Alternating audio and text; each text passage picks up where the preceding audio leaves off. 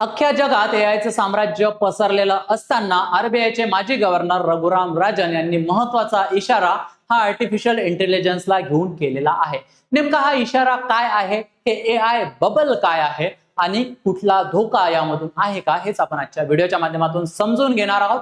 रघुराम राजन यांचं मत एआय बाबतीत काय आहे हे जाणून घेणार आहोत। So hello aspirants, welcome to all. मी प्रतीक कुमार स्वागत करतो तुम्हा सर्वांचं पुन्हा एकदा एओनाइसच्या युट्यूब प्लॅटफॉर्म वरती। एआयचा बुडबुडा की भविष्यातील क्रांती आणि रघुराम राजन यांचा मोठा इशारा काय आहे आपण जाणून घेऊया। पण तत्पूर्वी तुम्ही जर राज्यसभेसाठी तयारी करत असाल तर उत्तर लेखन झिरो टू हिरो हे पुस्तक अतिशय महत्वाचं आहे, मार्केटमध्ये अवेलेबल आहे।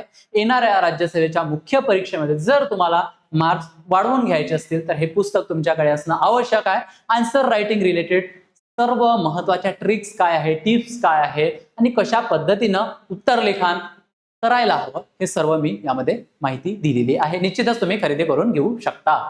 चला आता न्यूज बघा। रघुराम राजन यांनी काय म्हटलेलं आहे, आर्थिक संकट घोंगावतंय का? एआयच्या अतिउत्साहाबाबत, ज्याला आपण एआय मेनिया म्हणतो, म्हणजे आर्टिफिशियल इंटेलिजन्स बाबतीत जो आपला अतिउत्साहीपणा आहे त्यालाच एआय मेनिया म्हटला गेलेला आहे। सो या पद्धतीच्या अनेक न्यूज तुम्ही सुद्धा बघितलेल्या असेल, याचंच आपण विश्लेषण करणार आहोत, याचीच आपण चर्चा करणार आहोत।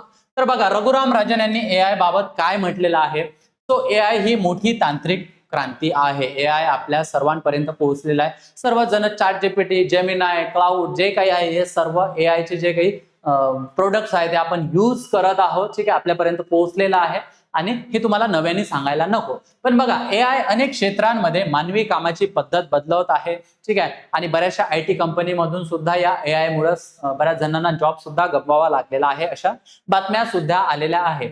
तर बघा, एआय भोवती तयार झालेली जी गुंतवणूकदारांची उत्सुकता आहे, रघुराम राजन यांचा कन्सर्न काय आहे की ज्या एआय क्षेत्रामध्ये ज्यांनी गुंतवणूक केलेली आहे आणि त्यांनी जो अतिउत्साहीपणा या एआय ला धरून दाखवलेला आहे, तो ती एक चिंताजनक बाब त्यांनी मानलेली आहे, म्हटलेली आहे। का? तर बघा, एआय मुळे सर्व कंपन्या प्रचंड नफा कमावतीलच असं नाही। ज्यांनी या एआय क्षेत्रामध्ये गुंतवणूक केलेली आहे, ज्या कंपन्या त्यामध्ये आलेल्या आहेत, तर सर्वांनाच नफा होईल की नाही याबद्दल त्यांनी डाऊट तयार घेतलेला आहे। तो कसा घेतलेला आहे, त्याची कारण काय हे सुद्धा आपण व्हिडिओमध्ये समोर बघणार आहोत। बघा, काही कंपन्या यशस्वी होतील तर काही कंपन्या त्यामध्ये टिकणार सुद्धा नाही। आणि म्हणून मग महत्वाचा प्रश्न, मुख्य प्रश्न तयार काय होतो, एआय जर खरोखरच क्रांती आहे की मग नवीन तंत्रज्ञानाचा जी आर्थिक काय म्हणते बुडबुड आहे ती तयार करणारी गोष्ट ही एआय झालेली आहे का? आता ह्या आर्थिक बुडबुडा काय आहे किंवा हे एआय बबल काय आहे हे बघून त्या डायग्राम मधून तुम्हाला योग्य पद्धतीने लक्षात येईल।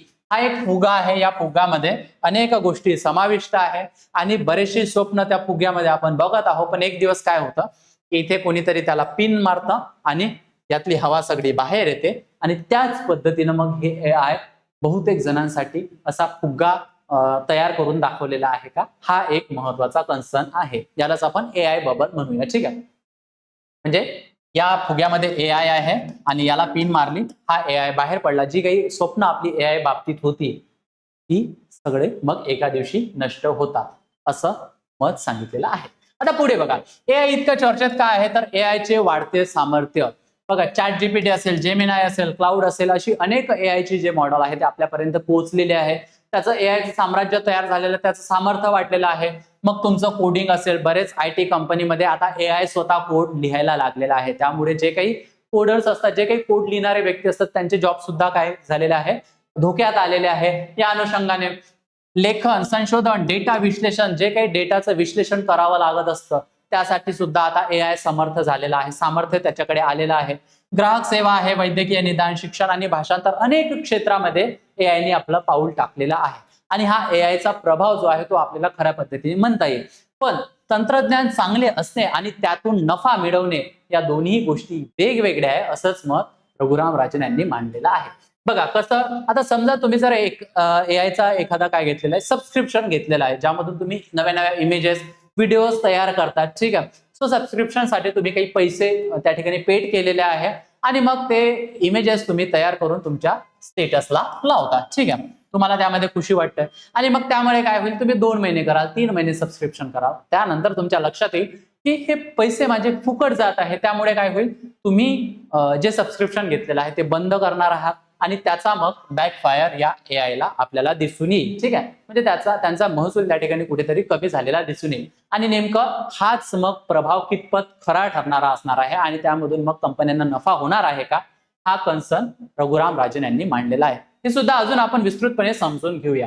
बघा, अनेक ठिकाणी आता एआयचं वाढतं सामर्थ्य कसं आहे तर बघा, कुठे कुठे हेल्थ केअर आहे, फिनान्स आहे, एज्युकेशन, मॅन्युफॅक्चरिंग, रिटेल असेल, मार्केटिंग, ह्युमन रिसोर्सेस, अशा अनेक क्षेत्रात एआय आपलं सामर्थ्य वाढवलेलं आहे. आता हा एआय समजून घेत असताना एआय मध्ये कुठले कुठले प्लेयर आहेत किंवा एआय सप्लाय चेन यामधले प्रमुख घटक काय हे आपल्याला समजून घेणं अतिशय महत्वाचं आहे, जेणेकरून रघुराम राजन यांनी मांडलेलं मत का महत्वाचं हे तुमच्या लक्षात येईल. बघा, एआय उद्योगातील प्रमुख घटक काय तर चिप मेकर्स, जे काही सेमीकंडक्टर चिप्स त्या ठिकाणी तयार झालेल्या असतात, ज्या आपल्याला कॉम्प्युटरसाठी, इंटरनेटसाठी ज्या काही ह्या सेमीकंडक्टर्स चिप्स आहे या अतिशय महत्वाच्या आहेत. मग एनव्हिडिया असेल, AMD असेल, यासारख्या कंपन्या या चिप्स या ज्या चिप्स आहेत ते बनवत असतात. चिप्स म्हणजे आलू चिप्स नाही बरं का. आता बघा, बॅड जोक होता, ठीक आहे, चालवून घ्या थोडं. क्लाउड प्रोव्हायडर्स, आता बघा, हे जे काही डेटा सेंटर्स आहे, म्हणजे या तंत्रज्ञानासाठी लागणारे जे डेटा सेंटर आहे, जिथे आपला डेटा स्टोअर झालेला असतो, सर्वात महत्वाचा भाग आहे डेटा, आणि या डेटासाठी डेटा सेंटर्स लागत असतात. सो ही क्लाउड प्रोव्हायडर्स काय असतात, ज्यांच्याकडे डेटा सेंटर्स नसतात, सो हे क्लाउड प्रोव्हायडर्स हे या डेटा सेंटरच्या सर्व्हिसेस प्रोव्हाइड करत असतात. जसं की मायक्रोसॉफ्ट, गुगल यांचे स्वतःचे डेटा सेंटर्स आहे. पण तुम्हाला जर एखादी एआय रिलेटेड काही गोष्ट आणायची असेल तर मग आपल्याकडे डेटा सेंटर नाही, मग आपण काय करतो, ही क्लाउड प्रोव्हायडर्स कडून ती सर्व्हिस यूज करत असतो. सो हा सुद्धा एक महत्वाचा प्रमुख घटक आहे. डेटा सेंटर जसे मी तुम्हाला सांगितलेलं आहे. त्यानंतर एआय मॉडेल डेव्हलपर, जसं की ओपन एआय असेल, अँथ्रोपिक असेल, यांनी जे एआय मॉडेल्स तयार केलेले आहेत ते फॅक्टर्स त्यामध्ये ते प्रमुख घटक दिसून येतात. आणि सर्वात महत्वाचं एंड युजर, म्हणजे ज्यामध्ये उद्योग असेल, बँका असेल किंवा अजून काही शिक्षण संस्था, सरकार, अजून इतर काही घटक असेल, इंडिव्हिज्युअल लेवलला तुम्ही स्वतः व्यक्ती जर आपण बघितलं तो सुद्धा आपल्याला त्या ठिकाणी एंड युजर म्हणून दिसून येतो. जे मी तुम्हाला एक्झाम्पल सांगितलेलं आहे की तुम्ही एआयचा यूज करत आहे, इमेजेस वगैरे बनवत आहे, सो आपण सुद्धा एंड युजर झालो. मग बघा, यांनी जर ही सर्व्हिस कमी केली किंवा त्यामध्ये त्यांना वाटलं की ही सर्व्हिस तितकीशी आपल्यासाठी फायदेशीर नाही, सो याचा मग बॅकफायर होताना आपल्याला दिसून येईल. आणि मग या सर्व ज्या कंपन्यांनी जो काही पैसा गुंतवलेला आहे हे एआय इन्फ्रास्ट्रक्चर उभं करण्यामध्ये, तो पैसा मग वसूल कसा करायचा, हा एक मुख्य प्रॉब्लेम या सप्लाय चेन मधून आपल्याला दिसून येतो. आय होप हे तुमच्या लक्षात आलेलं असेल. सो हा महत्वाची ही सप्लाय चेन काय आहे, जर हे एआय यशस्वी व्हायचं असेल तर ही सर्व सप्लाय चेन व्यवस्थित या सप्लाय चेनने काम करणं अपेक्षित आहे, तेव्हा सर्वांना फायदा होऊ शकतो, अन्यथा सर्वांनाच फायदा होताना दिसून येणार नाही. बघा, अजून महत्वाचा कन्सर्न रघुराम राजन यांनी काय सांगितलेला आहे तर कर्जावर उभे एआय साम्राज्य. काय घडत आहे तर हे जे डेटा सेंटर्स आहे, जे मी तुम्हाला मागच्या सप्लाय चेन मध्ये सांगितलेलं होतं, तर हे डेटा सेंटर्स उभारण्यासाठी अब्जावधी डॉलर्सची त्या ठिकाणी गुंतवणूक झालेली आहे. ही जी गुंतवणूक केलेली आहे त्यासाठी मोठ्या प्रमाणावर कर्ज उभारण्यात आलेलं आहे. कर्ज घेऊन या डेटा सेंटर तयार करण्यात आलेला आहे. एआय इन्फ्रास्ट्रक्चर तयार करण्यात आलेलं आहे. ज्या काही एआय साठी लागणाऱ्या पायाभूत सुविधा आहे त्यासाठी मोठं कर्ज घेऊन हे तयार करण्यात आलेलं आहे. बरं, मग याचा धोका काय आहे तर बघा, एखादा जर आपण बिझनेस सुरू करत असेल, त्यासाठी आपण इन्फ्रास्ट्रक्चर उभं केलं, पैशाची गुंतवणूक केली आणि तो जर बिझनेस आपला चालला नाही तर मग पुढे काय, नेमका हाच धोका एआय मध्ये सुद्धा आपल्याला दिसून येतो. जर एआयची मागणी अपेक्षे इतकी वाढली नाही, म्हणजे जे काही ते इमॅजिन करत आहे की इतक्या जास्त प्रमाणात एआय युजर्स वाढतील किंवा त्यांची डिमांड वाढेल, पण तसं जर झालं नाही तर महसूल कमी पडेल, कर्ज फेडणे कठीण होईल. जे काही इथं मोठ्या प्रमाणात कर्ज उभारणी झालेले, हे कर्ज मग फेडणार कसं, हा महत्वाचा प्रश्न रघुराम राजन यांनी तयार केलेला आहे. आणि यामुळे कंपन्या आर्थिक संकटात येऊ शकतात आणि बऱ्याचदा आपण बऱ्याच कंपन्या डुबलेल्या सुद्धा पाहिलेल्या आहेत. टेक्नॉलॉजीमध्ये चेंजेस होत असेल, पॉलिसीमध्ये चेंजेस होत असेल, एखादी गव्हर्नमेंटनी जर एआयला धरून वेगळी पॉलिसी आणली तर त्याचा सुद्धा परिणाम या कंपन्यांवर होऊ शकतो. अशा अनेक गोष्टींचा इशारा रघुराम राजन यांनी केलेला आहे. आता बघा, अजून एक महत्वाचा कन्सर्न काय सांगितलेला त्यांनी, एआय इन्फ्रास्ट्रक्चर जुनी पडू शकतात. आता सध्याच्या परिस्थितीत समस्या काय की आज बांधले जाणारे जे हे डेटा सेंटर आहे, हे बघा अशा पद्धतीने तुम्हाला हे डेटा सेंटर दिसून येऊ शकतात, जिथे आपला डेटा स्टोरेज असतो. येते लक्षामध्ये, सो हे जे डेटा सेंटर तयार केलेले आहे हे अत्यंत महागडी स्वरूपाचे डेटा सेंटर्स आपल्याला पाहायला मिळतात. यासाठी अतिशय जास्त मोठ्या प्रमाणात पैसा खर्च करावा लागतो. हे जे डेटा सेंटर्स आहेत हे प्रचंड वीज वापरणारे असतात. परंतु मग समजा आता जे काही टेक्नॉलॉजीमध्ये अपग्रेडेशन होत आहे, नवीन नवीन चिप्स त्या ठिकाणी, चिप्स म्हणजे अजून जाऊ द्या, जुना जोक मी मारत नाही, चिप्स म्हणजे सेमीकंडक्टर चिप्स, ठीक आहे. सो या नवीन चिप्स अधिक शक्तिशाली होत आहे आणि यामध्ये काय ऊर्जा कार्यक्षमता वाढत आहे. आणि जर मग आपण जुन्या पद्धतीने हे जर डेटा सेंटर्स तयार केलेले असेल, त्यामध्ये पैसे गुंतवलेले असेल आणि एखादी नवीन गोष्ट त्या ठिकाणी आलेली आहे, सो याचा परिणाम काय होणार आहे, आजची जी अब्जावधींची गुंतवणूक आहे ती उद्या चालून कालबाह्य ठरवू शकते. आणि या अनुषंगाने रघुराम राजन यांनी हा धोका सांगितलेला आहे. आणि मग जी ती कर्ज उभारणी केलेली आहे तो पैसा कसा परत केला जाईल आणि त्यामधून मग तुम्हाला नफा मिळेलच की नाही मिळेल, हा महत्वाचा कन्सर्न रघुराम राजन यांनी सांगितलेला आहे. आय होप तुमच्या लक्षामध्ये हा टॉपिक आणि हे जे AI ला धरून जे रघुराम राजन यांनी काय इशारा दिलेला आहे, कुठल्या गोष्टी महत्वाच्या त्यांनी मुख्य भागी किंवा मध्यभागी ठेवलेल्या आहे, हे मी तुम्हाला या व्हिडिओच्या माध्यमातून सांगण्याचा प्रयत्न केलेला आहे. यावर तुमचं मत काय आहे, तुम्हाला काय वाटतं, काय AI टेक्नॉलॉजी हे अजून प्रामुख्याने वाढत जाईल, याचं साम्राज्य कुठपर्यंत जाणार आहे, की हा जो AIचा जो बबल आहे, जो फुगवटा तयार केलेला आहे, तो खरंच फुगवटा आहे का? तुमचं काय मत आहे मला कॉमेंट सेक्शन मध्ये तुम्ही सांगू शकता. तुमच्यासाठी एक प्रश्न ठेवलेला आहे, खालीलपैकी AI सप्लाय चेन मध्ये समाविष्ट घटक कुठले कुठले आहेत? ऑप्शन्स एकदा बघून घ्या, याचं उत्तर मला तुम्ही कॉमेंट सेक्शन मध्ये द्यायला विसरू नका. आणि तुम्ही जर राज्यसभेसाठी तयारी करत असाल तर समर्पण नावाची बॅच आम्ही लॉन्च केलेली आहे. लाईव्ह प्लस रेकॉर्डेड स्वरूपाची बॅच असणार आहे. 29,999 रुपये इतक्या माफक दरात तुमच्यासाठी ही अवेलेबल आहे.